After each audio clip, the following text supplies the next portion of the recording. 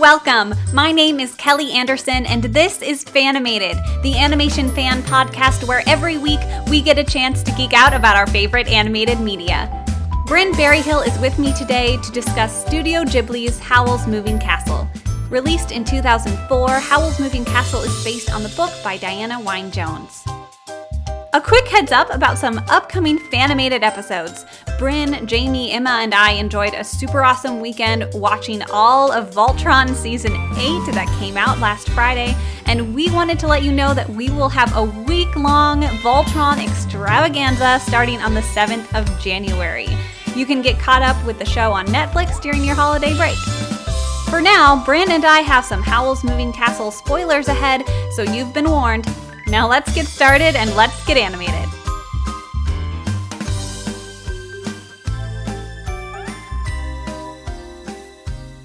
Brynn, how old were you when you first saw Howl's Moving Castle? I don't remember.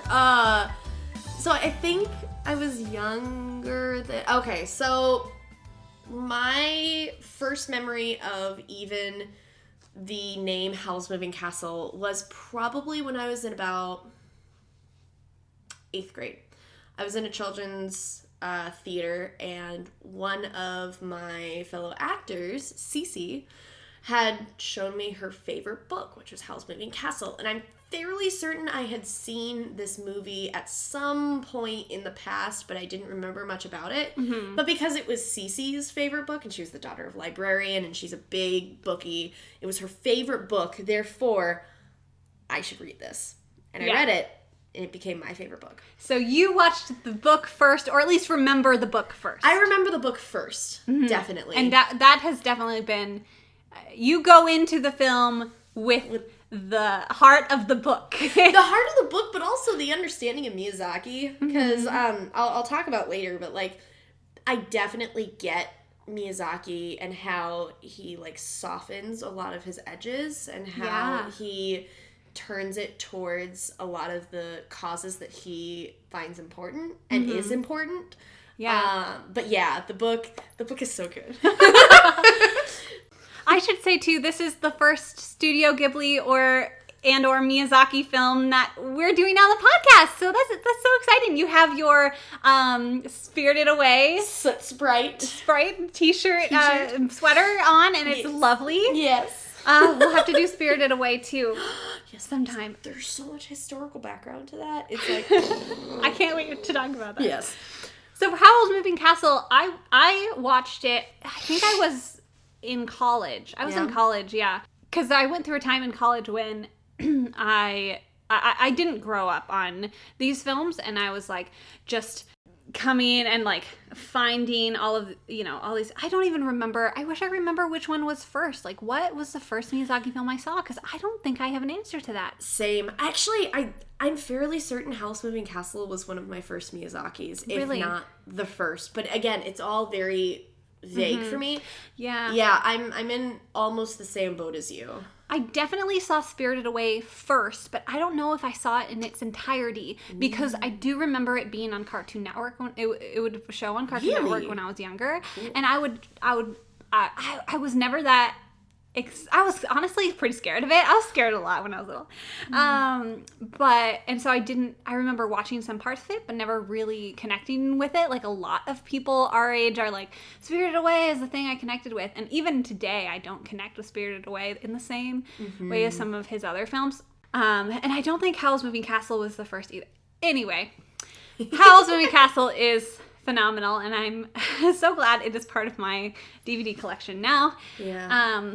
And every Miyazaki film is brilliant, so... I will say Miyazaki was pretty influential just in my understanding of animation. And, like, I think Miyazaki was entered into my life the same time that, like, not normal, but, like, anime was. Yes. So, like, Inuyasha and Fullmetal Alchemist and those sort of things entered around the same time as Miyazaki. But Miyazaki's films are such a piece of art. I mean, all anime is a piece of art, but Miyazaki's are a piece of art that you frame and put on your living room wall. Yes, you display it. You display it. And so everyone can see it. Like, Ponyo was my lullaby for a very long time. When I was first a teacher, I had a problem with running off of adrenaline, and my adrenaline would still be high at night, and it would make it really uncomfortable to fall asleep. And I actually remember putting on Ponyo specifically to lull me to sleep between the music and the animation, and beautiful. The lull of it was just enough and just beautiful. So, like, that's been super important to me, too. For those who don't know, Hayao Miyazaki is a Japanese animator and director, and he's not working anymore. He's officially retired. Yeah, officially retired. He's retired, quote unquote, before, and then he came back and made another film. So he's been retired like 9 times. So we'll see what more he creates. But he said before, like, the reason he really wants to cut off is because when he is working on a film, he really gets into it, and in the way of not just being the director, but also really getting his hands in it and animating things himself, which is unusual for a director of any sort. So he puts 120% into his films, and so much of himself. And you can really see it shine through in his work. It's absolutely brilliant. And I do think Howl's Moving Castle is probably one of my favorites of his, for sure. As a teacher, I would never know what that's like to absorb your life into your work. Yes. Like, give it 120%. No idea. But anyways, moving on. Yeah, it definitely does show, though. And, like, his passion for each piece is just beautiful. Absolutely. So for those who haven't seen Howl's Moving Castle, a brief synopsis. Well, maybe brief. I don't know. We'll see how well I can do this time. Brief is hard with Howl's Moving Castle. It is. It's how long is it? It's like 3 hours. Side note. Yep. So Howl's Moving Castle follows a girl named Sophie, and she starts off. She works at a hat shop, and she is very logical minded, I would say, she's plain compared to all the other girls around her, and she sees herself that way, and so she kind of almost makes herself that way, if that makes sense. But regardless, she works at the hat shop, and they live in this world of different kingdoms and wizards and witches and magic and all these other things, but her life is very normal, and she's resigned to it. Yes, because all the girls they go off to do something. I don't remember. She sells hats, and she sells these beautiful hats to other people.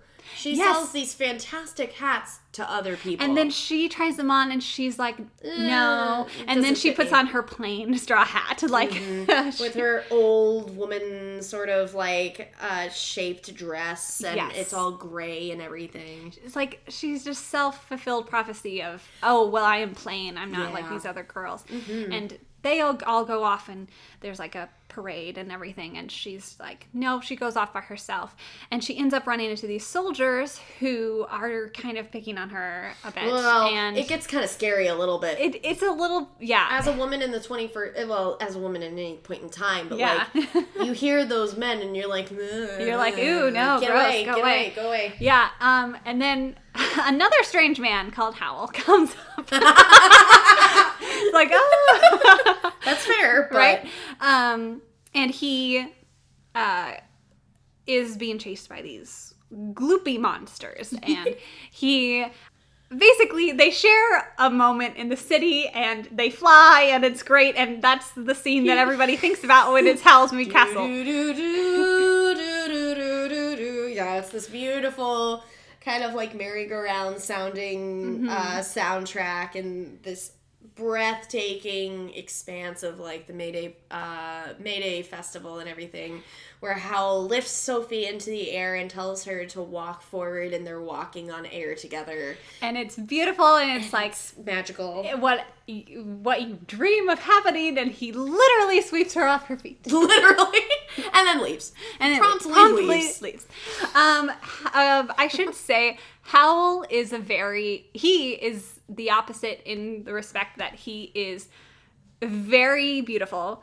Always acts out of his heart and instinct rather than the logic that Sophie has. He's much more impulsive and dramatic, over dramatic. Also, the world feels very turn into the 20th century-esque, I would say. Yeah. Crank automobile sort of things. Yes. Yeah. Trains and... not planes, but they do Zeppelins. have airships, yes. They've got Zeppelin sort of things. But of course, this is all also a fantasy world and Hayao Miyazaki-esque, and it has its own taste and style. In the movie, think almost into World War One. Yes, absolutely. That's what Miyazaki was kind of getting at, was it was World War One mixed with the magical world. Right. So World War One was happening in our world, and then this war between the two kingdoms was happening within the magical world. And then they kind of like combine in a very Miyazaki dreamscape kind of way. Right. In the end, but anyway, continue. Well, now that I've gotten about 5 minutes into the movie, let's finish the synopsis. Okay. It's a very important 5 minutes, okay? It's true. It's the... okay, so moving forward real quick. There's this witch called the Witch of the Waste, and she loves Howl. And she is the one chasing after him and using the goopy monsters to come after him. And she knows that Sophie was with him, so she goes to Sophie's and puts her under a curse. And so her curse basically turns Sophie into this old woman. And so she is like, I need to fix this. So she goes out to try to find Howl to get him to fix her curse. Even though Howl is the most evil man in the world, and he eats the hearts of young women and steals their souls away. Yeah, that's kind of like what the townspeople say about him. And he has this giant moving castle, Howl's moving castle, and it's basically like this great big structure of different oddities and metal workings, and it's all fueled by magic. Beautiful.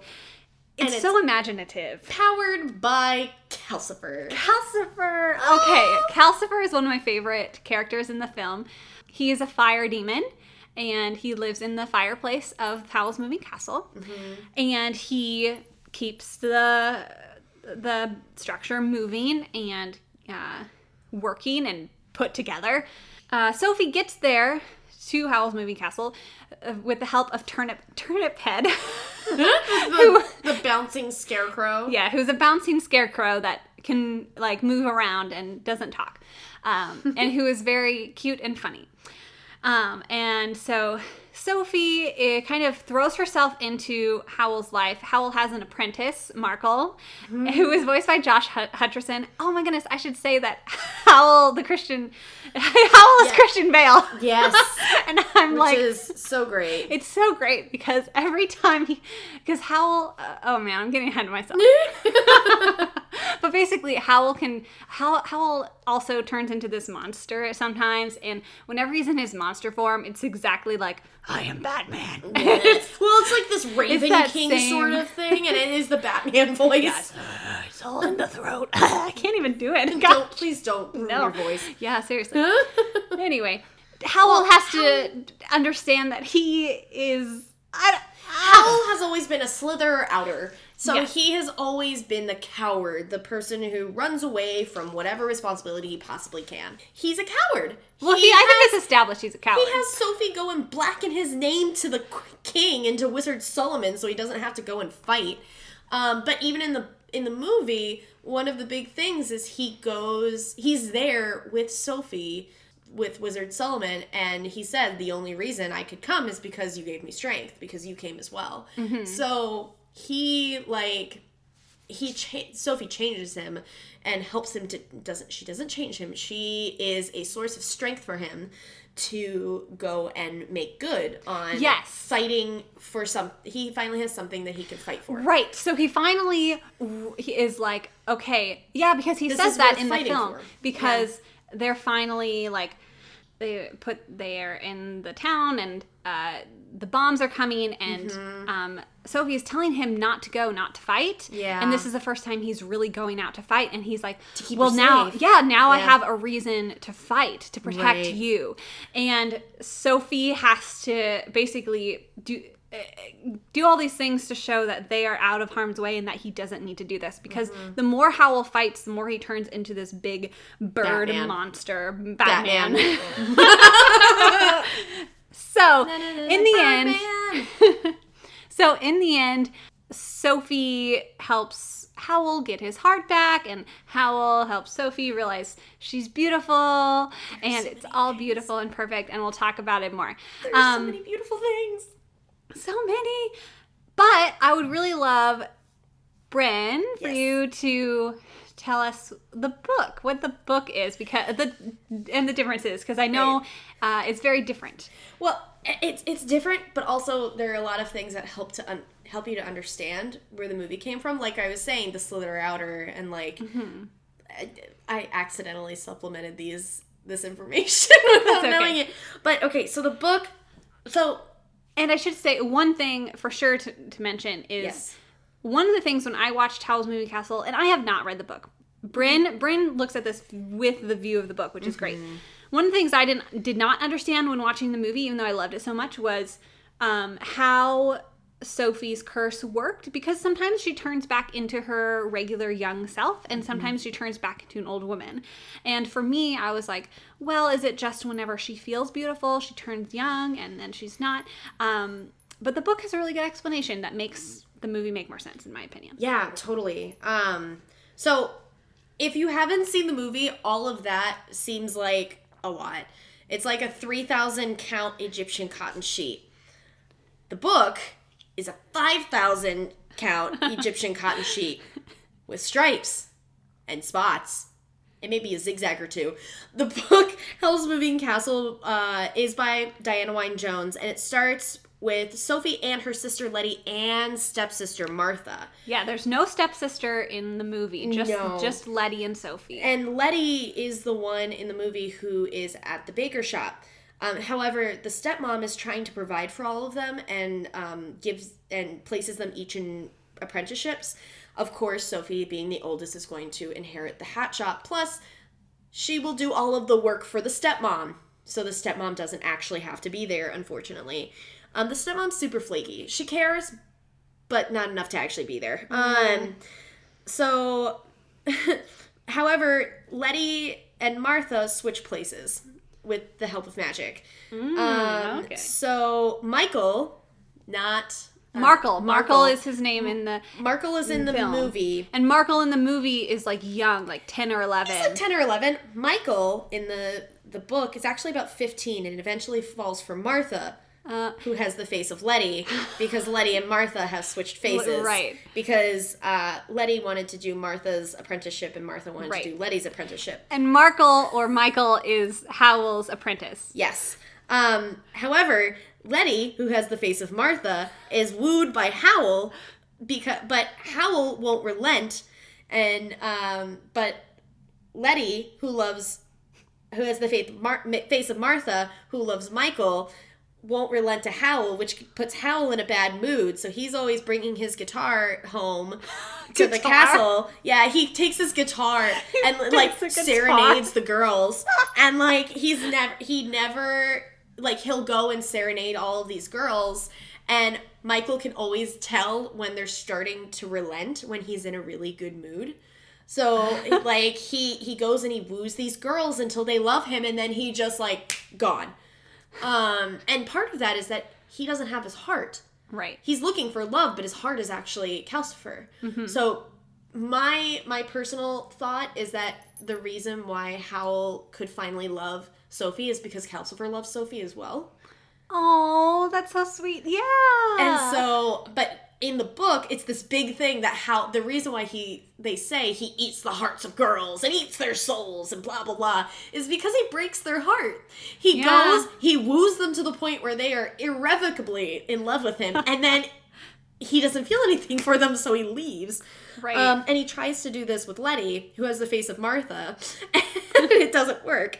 But then also the black splotch on the door, which in the movie is kind of like ambiguously World War One. Yeah, so because Howl's Moving Castle has 4 doors. Well, it has one door that goes to 4 different dimensions, basically, depending on where you put the dial to. Right, and so there's a blue, a red, a green, and a black, and the 3 that are colored are the 2 different kingdoms, and then the wastes, which is where like the actual castle is and where Sophie enters. And then the black one in the film is just like, basically he goes into the war zone. Right. But then in the book, it's actually Wales. It's like real whales? Like real whales. In our world? The clothing he changes magically into like he's wearing like his college Letterman jacket, and Sophie's wearing like Sophie and Michael wear these regular clothes. Wait, what time period is it in Wales? I think, I could be wrong, but it seems like it's like the 70s or 80s, like when it was written. And so, but I remember they go into a car and Sophie is so freaked out by this magical horse that took her way too fast. Zipping down the highway or zipping down the road. She thought she was going to die because they're in a car, and she and Michael have never even seen a car before. Oh, wow. So they're afraid for their lives while Hal's like, do. And his family is there. His family is in Wales. Howl's family. Real family. Real family is in Wales. Oh, weird. And so he goes to his sister's house, and his sister is convinced that he's a deadbeat. He got his master's in magic and the artifacts of magical spells and like ancient spells and stuff and spellcraft in our world, and then just kind of like became a flake. So he stores his stuff there, and like he comes back every so often with these random video games for his nephew to play, and the video games are Howl's Moving Castle. It's like you find yourself in this castle that is moving within a glade, and you see 4 doorknobs or whatever, and it's just like, he gives him a magical video game. And that's wonderful. Right, but his sister chews him out for being a deadbeat, right? And so the black splotch is actually Wales, and the window outside of his bedroom goes to Wales so that he can watch his sister and his nephew and their family. That's sweet, also a little creepy. Yes. So then the wizard Solomon actually comes from Wales as well. Interesting. And so he's gone missing from Wales and missing from the kingdom. But it turns out that the witch took all of the parts of Solomon and the prince Justin, mixed them together, and created a dog and a scarecrow. Right. Oh, because the spells are all different. The pieces of them are all different. Because in the movie, I should explain. Yeah. Sullivan in the film is just basically the right-hand witch of one of the kingdom's kings.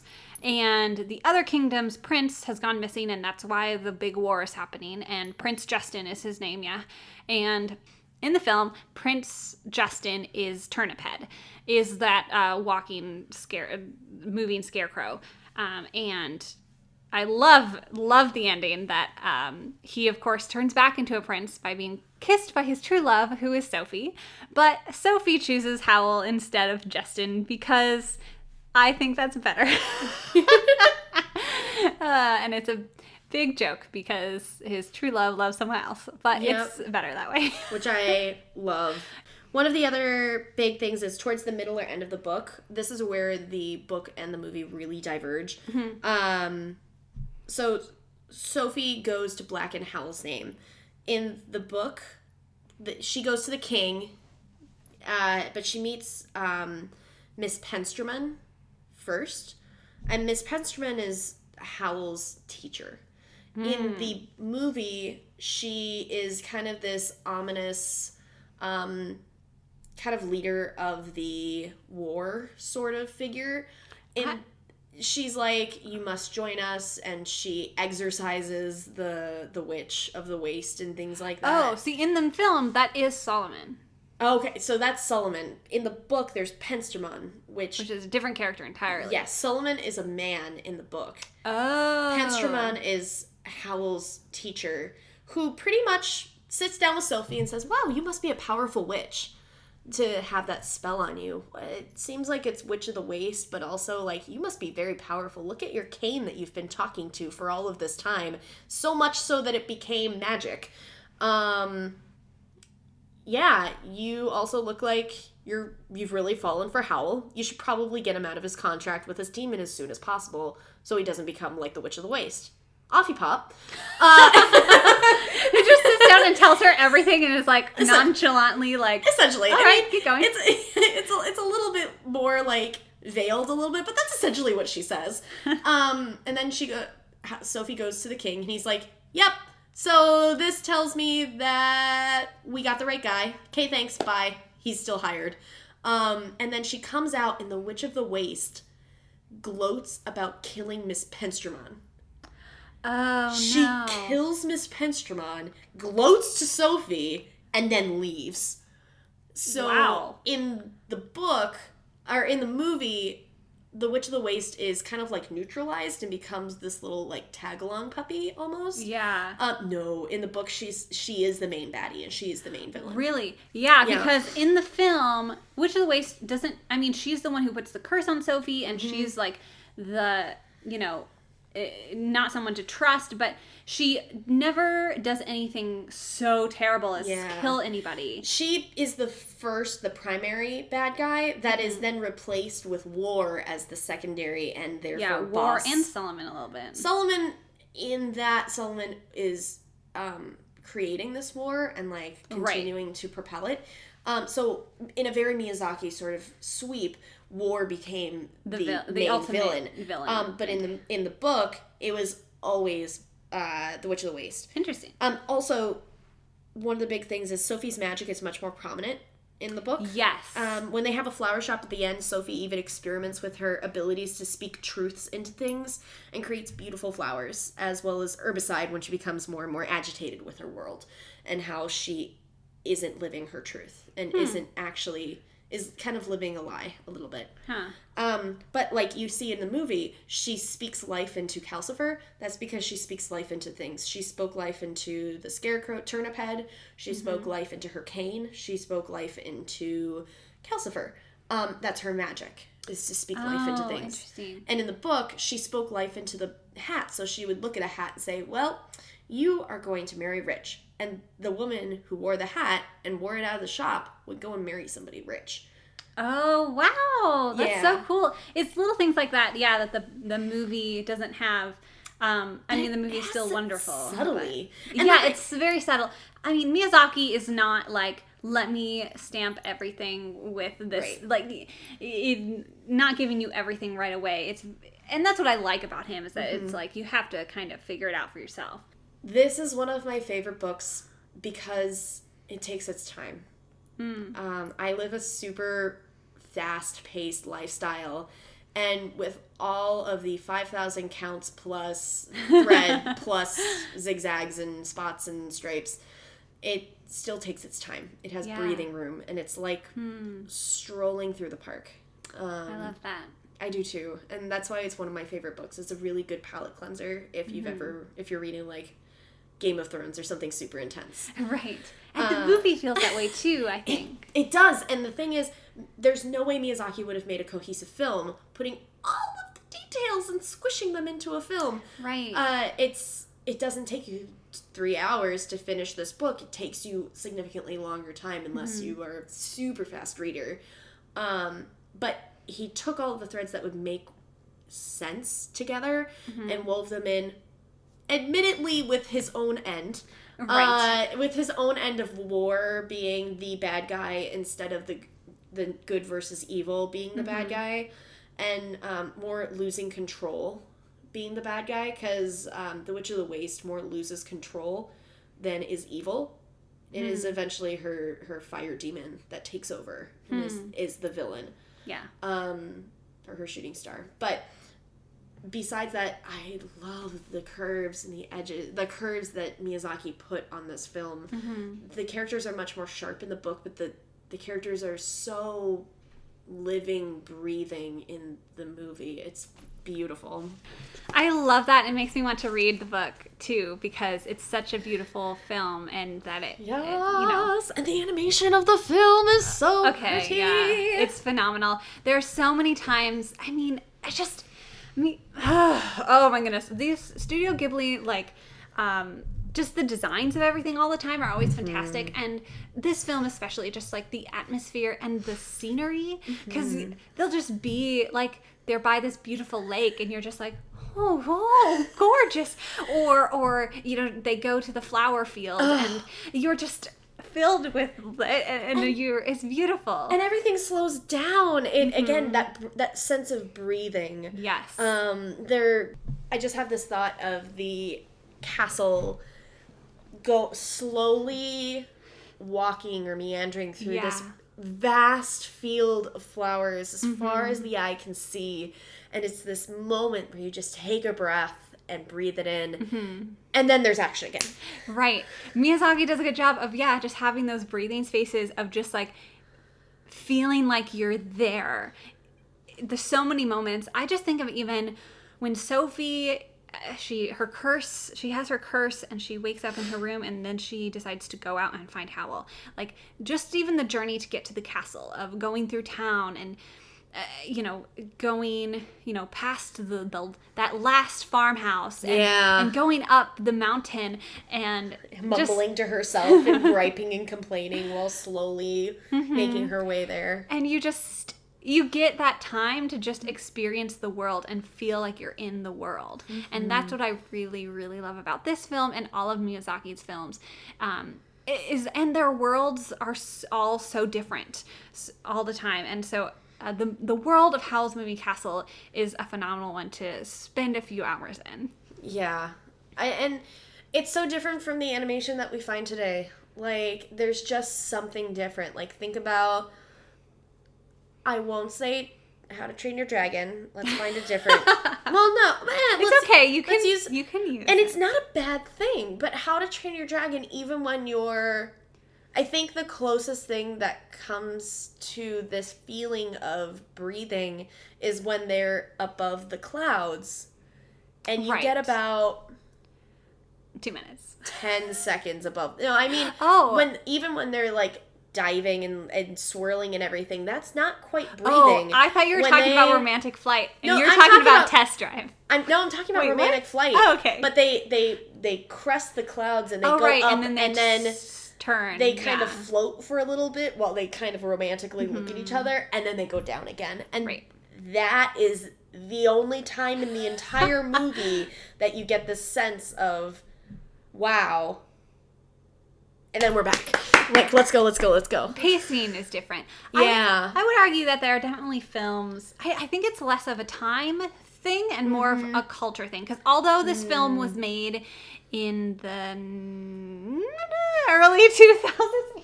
I don't even think it's that early. You don't think it's that early? It might be later. My timing is wrong. So it was written in 1984. Oh, no, you're right. And it was in 2004. 2004. So I think it's less of time, because 2004 is, well, I guess that is 14 years ago. Yep. Okay. But it's also culture. I think it's a culture. I think it's more so a cultural thing, and just like a personal director choice thing, because that's just what Miyazaki does. Yep. And I feel like there are still even American directors in this time who take their time, but I see it less in animation. In the mainstream, I would agree. I feel like Miyazaki has such a strong voice in the mainstream animation culture that is radically different than general American mainstream animation films. And because I would argue even things like Song of the Sea with Cartoon Saloon, they're an Irish studio. I feel like those films have that breathing room, but it's very different. It's very stylistically different. Now I'm like trying to define Miyazaki's style, but I think that's a huge part of it. Is that breathing space? Is that let's be in the world, and all the little details that go into it. let's take a little time to watch them dangle their feet off of the cliff and sit in silence together. There's a lot of information about a relationship that a silence can say. Because you can't, a lot of people find that they need to fill the silence, but you can tell a lot about a relationship for if they do or don't. Or what's happening in the scene if they do or don't. Or it's just, in improv, one of my favorite things to do is to let it breathe. Because it gives it depth and it gives it a relationship, and just, it's something that not a lot of people think about. You don't think about silence, do you? No. Like, it's so important to storytelling, in a storytelling sense. Like, having that breathing room. So let's talk about, while we're on track with Miyazaki, his version in the film is war is the antagonist. It is the war between the two kingdoms that is the villain, ultimately. And it's what is tearing Howl apart and tearing, these countries apart and these towns and these people. And they don't even say in the movie which side he's... It's not very clear what side is for what. There isn't really... They don't even say... This side is at war because they want X, and this side is at war because they want Z. He doesn't even go that far. No. He makes it very clear. He makes it unclear for clear reasons. Yeah.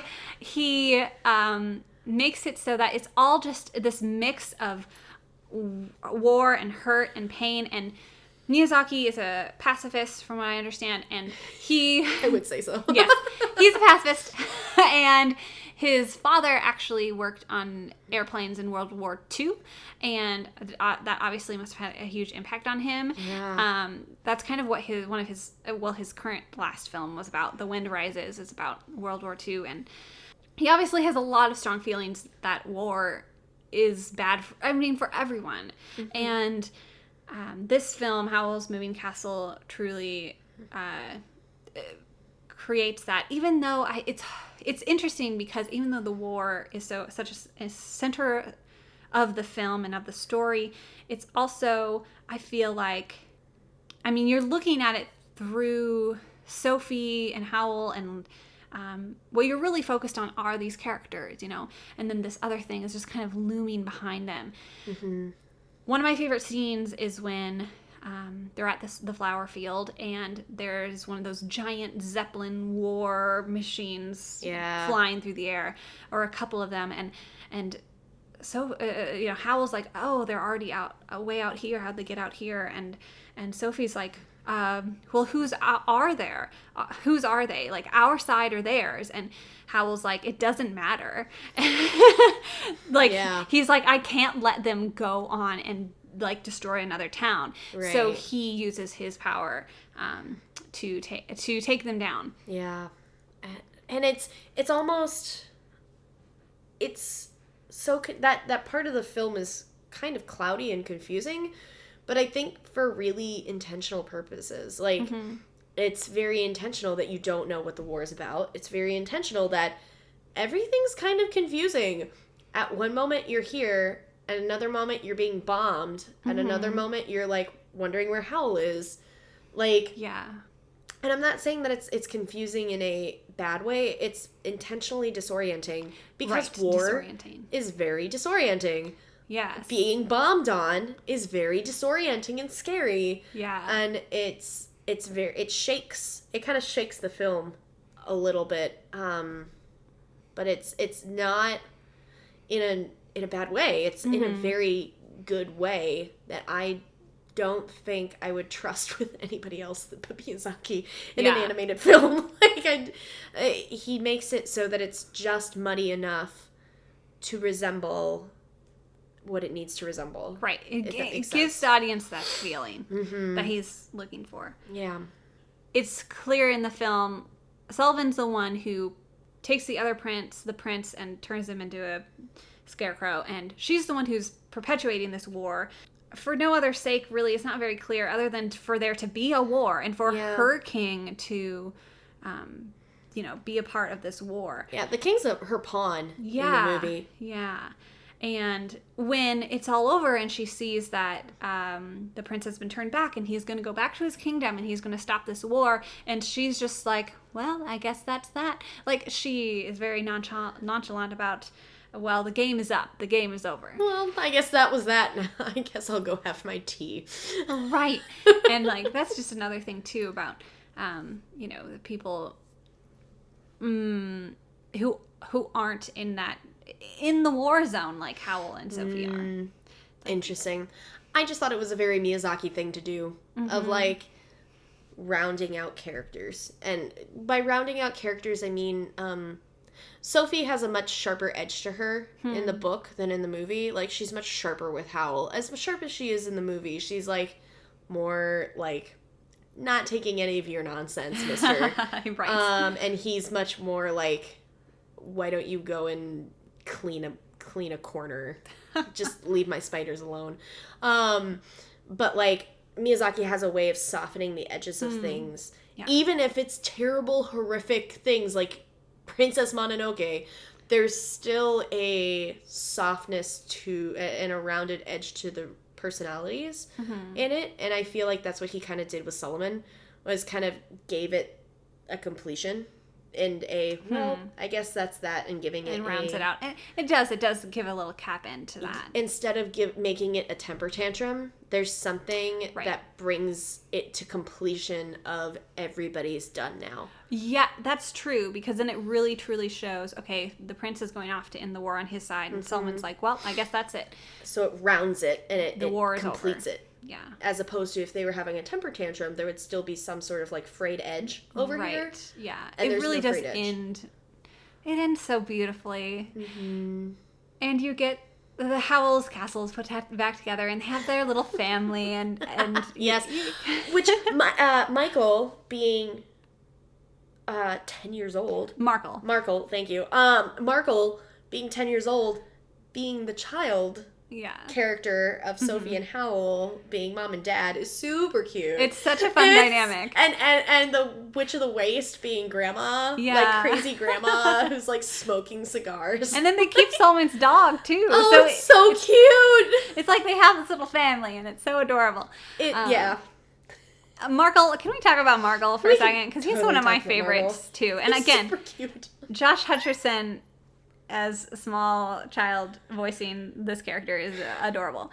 I just can't. And Markle is always trying to, he just wants to do well, and like he just has that energy about him, but he's also like oddly serious. Yeah. And like, put on his disguise and be like giving out potions and whatever. I'm gonna go do this now.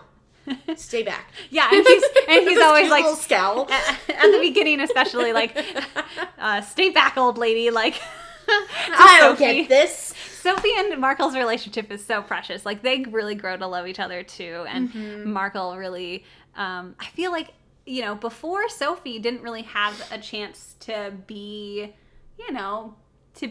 like a soft kid, and with Sophie, he has someone he feels like he can, like, depend on a little more than he ever could with Howl. I have thoughts about that. Yeah. So Sophie was never allowed to be a kid because she was the eldest of two, whatever.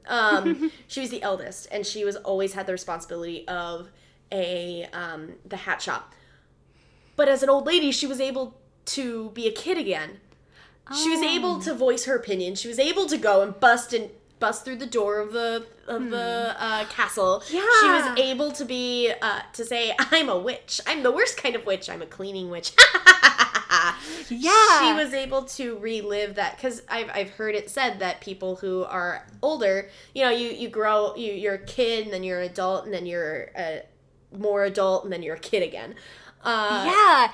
She was able to do that. And I think that's why it's so brilliant that they changed, instead of having Michael being older in the book, turning it to Markle being a young child, because it really gives you that contrast between Sophie being an old lady and then Markle being this child, and how their personalities seem somewhat like the wrong way around because at first. Markle's trying to be the adult and Sophie's like, nope.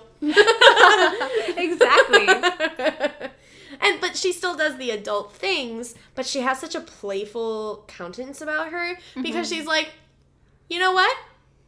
I'm an old lady. I get to do what I want now. Yeah. I get to go ahead and bully the fire demon into being my fire for my eggs. Like, it gives her such power, and maybe not like entirely like a kid, but it is this childlike playfulness that she gains from being an old woman. It just makes me so happy. I know. I love it. Yay, Sophie. But Markle being a child is, you're right. It does give this contrast, and it's so much fun to see. Okay, so speaking of Calcifer, we'll talk about him for a second. He's voiced, the English voice actor is Billy Crystal. So, of course, he's fabulous. He's amazing. Yeah. And the character of Calcifer is a fire demon who stole Howl's heart, or Howl gave him his heart to, live. There are a whole bunch of shooting stars, and Howl, as a younger child, catches one, and he sees them all, and they fall, and then they kind of pitter patter out, and die. And he takes one, and he gives his heart to it, and so that it can live. And that is where, and so Calcifer is kind of tied to Howl, and Howl is tied to Calcifer, and Calcifer is what keeps the castle running and all of those things, and he has a fiery spirit as well. Yeah, and if you see, so Calcifer is a shooting star, and Howl went to catch one, and he saw, most shooting stars just want to die. During the movie, or during the book, Michael actually catches one, and it's screaming and howling to let it go because it just wants to die. Wow, it's very harsh. Interesting. But then Howl catches the one and sees how pitiful it is, and he's like, I don't want it to die. So he has such a big heart, he makes a contract with it, and depending on how vital the organ is, it means that it's stronger magic. So Howl actually gave his heart to Calcifer, and this is all in the movie too. Howl, he took his heart out of his chest and gave it for Calcifer to live on.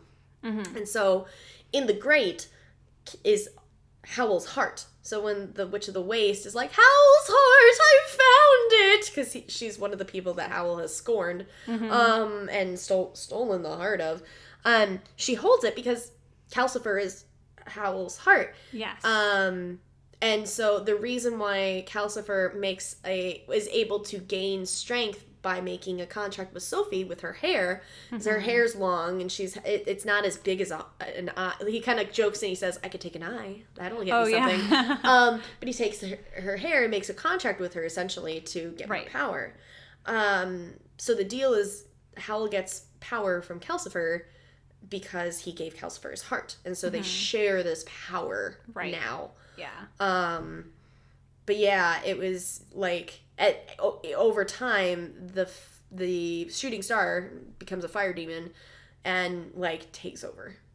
And Calcifer and Howl can both feel that starting to happen and starting to turn sour. This is the time to get out of this because we can feel this turning wrong.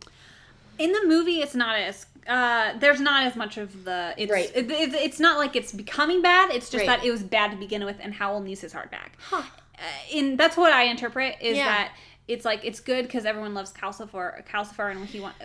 Yes. But it's more so oh well, this can't continue this way because Howl needs a heart. Right. And Sophie is the one who's able to give Howl his heart back and also give life to Calcifer. Yes. And so Calcifer chooses to stay with them and fuel the castle freely instead of in the film it's much more Howl is the one in charge of Calcifer, and Calcifer is just kind of a Howl's tool almost. And so instead Calcifer comes back and of his own free will. Calcifer's always complaining. Yes, that's true. Calcifer's hilarious. He's so good. You just learn to love him. And Sophie just won't take his crap. And so it surprises Markle and Howl that Calcifer does what Sophie tells him to, because Sophie, isn't taking that. No. And she just marches in. She's like, nope, you're going to do what I say you're going to do. Which is so great. It's hilarious. Calcifer is my favorite character, probably. Yeah. I love Calcifer so much. Yeah. And they're just stuck in such a bad situation. And I really commend them for trying to get out of it. Like, I know during the Steven Universe episode, we talked about, like, Lapis and Jasper being in a bad relationship and Lapis recognizing that it's a bad relationship. And I love how Howl and Calcifer both recognize that this isn't good. This isn't healthy. Right. We should probably stop this, and are looking actively for ways to end this unhealthy thing in their lives. And without this unhealthy element in their lives, they can then live together. So, like, Calcifer comes and goes as he pleases, but he still comes back. That's a healthy version of this relationship. Right? Instead of it being, you have to do this. And it was both ways. So I've seen people compare Studio Ghibli films to, like, animated Disney films. Oh, no. Yeah, and so, like, they'll be like, Ponyo is the Miyazaki Ariel, or... Well, it is based off of The Little Mermaid, but Right. I wouldn't say that it's Disney-fied. No. But yeah. But yeah, they, like, do these things, and so they compare Beauty and the Beast to Howl's Moving Castle. Wait. But it's similar, only, it has those threads of similarity of, you're being under a curse, and it's like, what is beauty, what is not, but in Howl's Moving Castle, it's like, they're both under a curse, and it's kind of reversed. Both the Beast, and they're both Belle, and... I mean, Calcifer is Lumiere and Cogsworth both wrapped into one. And you have kind of like a moving footstool type of thing. Yeah, no, oh my gosh, you're right. I can see it. Yes. For those who don't know Howl's Moving Castle, it's kind of a similar theme of, like, Sophie has the curse of being an old woman, and she has to believe that she is beautiful. And Howl is vain and is too focused on his beauty, and, like, has a lot of issues with that, and has to learn to be okay with who he is despite it. Interesting. Well, who he is a coward. And that's what he had to overcome, was his cowardice. And he had vanity as well. Yes. One of the parts of the spell was that, or one of the things that Calcifer said is, the day that Howl forgets to put on his face and, like, put on his makeup and do his hair before he goes out the door is the day that I know that he's in love. Aw, that's so cute. And so when he goes out to save Sophie, he forgets to do all of those things, and he's, like, super disheveled. So, right, finding something that is of a more important purpose than your vanity, I suppose, would make a lot of sense for the Beast. And there's the whole wonderful scene in the film when, Sophie has cleaned his bathroom and gotten some of the potions mixed up. Oh, no. And so Howl storms down the stairs in just a towel, and is extremely upset because his hair has turned, like, orange. I think that you look good as a ginger.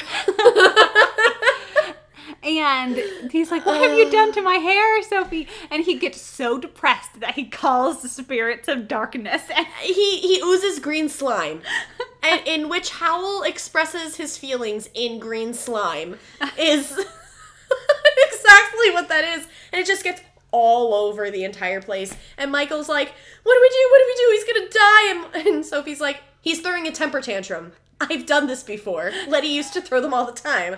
I'm not putting up with you. It's wonderful. Okay, we have to quick talk about the music for just a second.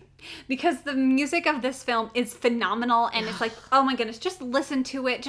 I do actually spend hours like just listening to the beautiful. soundtrack. It's a really, really wonderful score and really adds so much depth to it. And oh my goodness, it's magic of its own. It adds to the breathing. Oh, that score is huge for adding to the expanse of this film.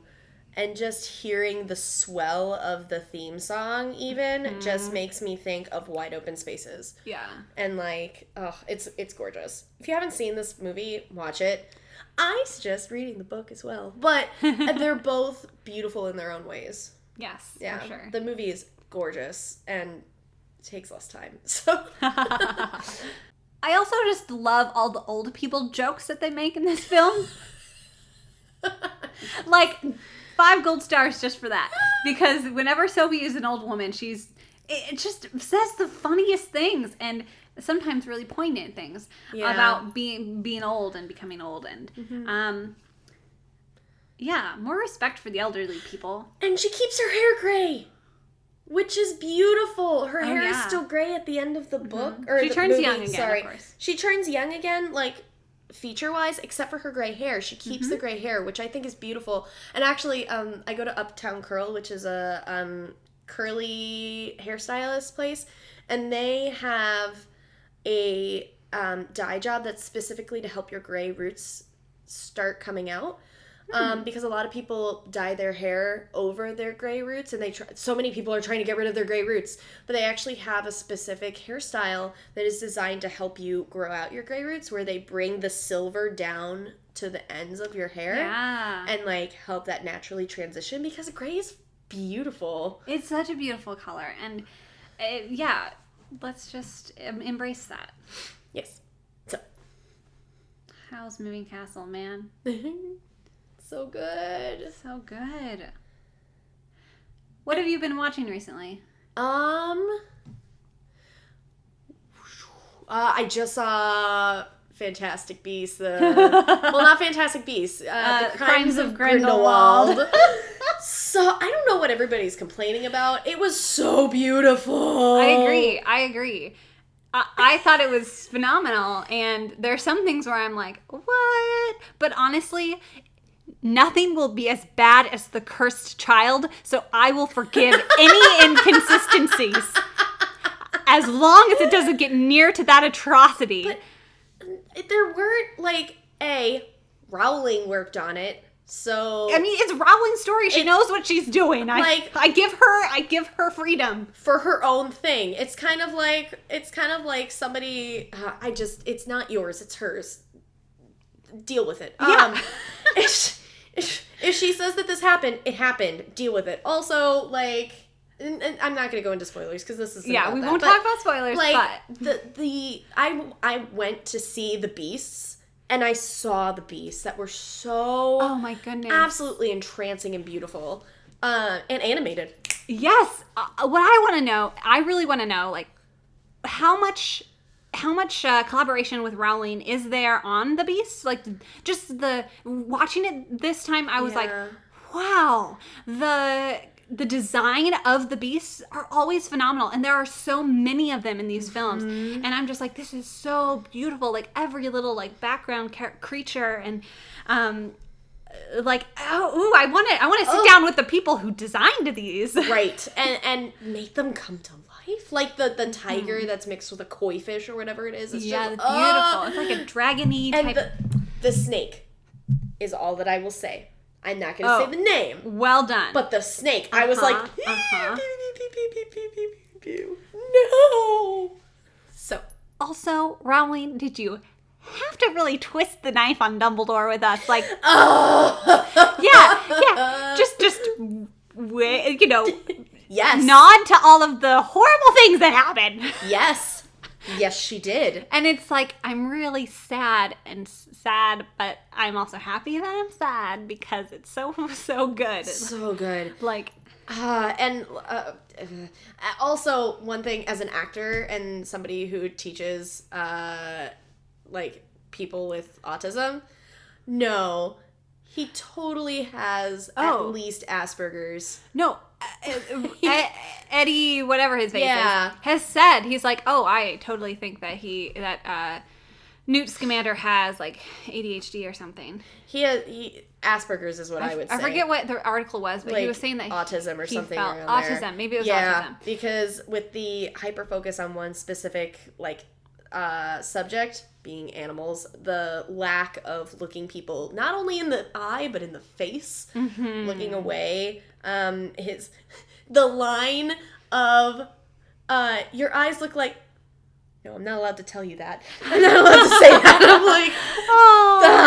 like, he's such a doll, and it sets such a good precedent, because even if they don't say that it is, people with autism have these tendencies, and Scamander is such a powerful character and such a good character, and these tendencies that he has are so good, and so by having those tendencies within this character that kids can either relate to or see other people that look like it, and have such a positive model for somebody who has those tendencies, it's so good. Yeah, for someone who isn't only like in society, but like an important part of the story, an important part of this this mystery and these things. It makes me so happy. So good.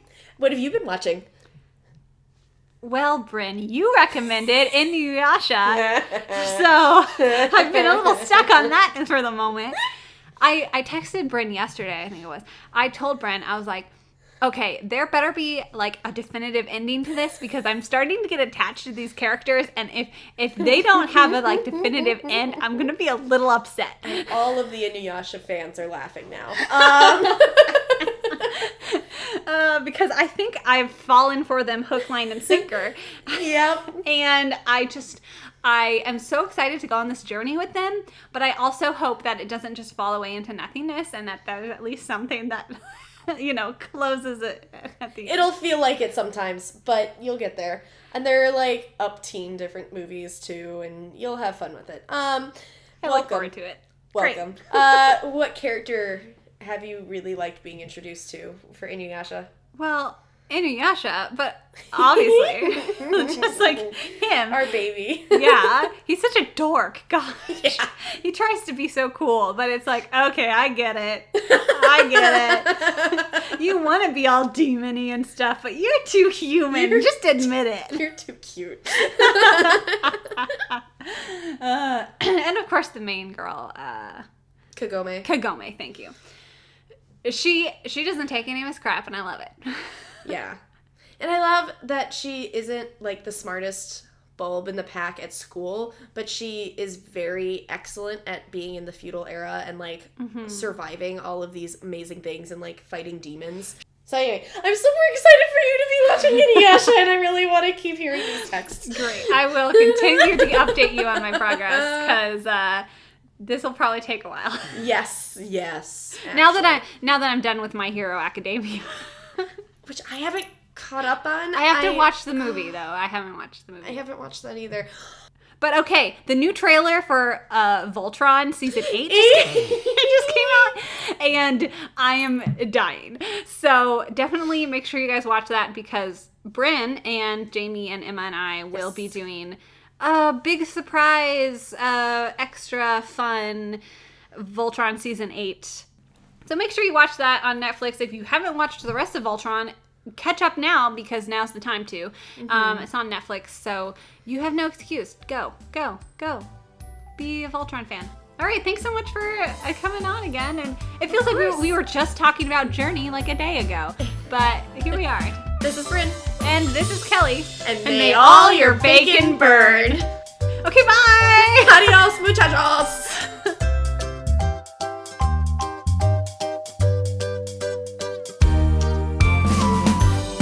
Thanks so much for listening. If you enjoyed the show, share it with your friends, and let us know your thoughts on Howl's Moving Castle or any of your other favorite animated media on Facebook and Instagram at Fanimated Podcast.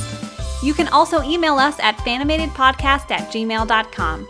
The art for this podcast is done by me, Kelly Anderson. You can find me on Instagram at CandorDraw. The music is provided by the folks at Purple Planet. And thanks to Brynn Berryhill for joining me today. The results are in, and you guys voted on our Facebook page that A Charlie Brown Christmas is your favorite Christmas film. Kate Callan and I will be back next week to talk about it, so stay tuned and stay animated.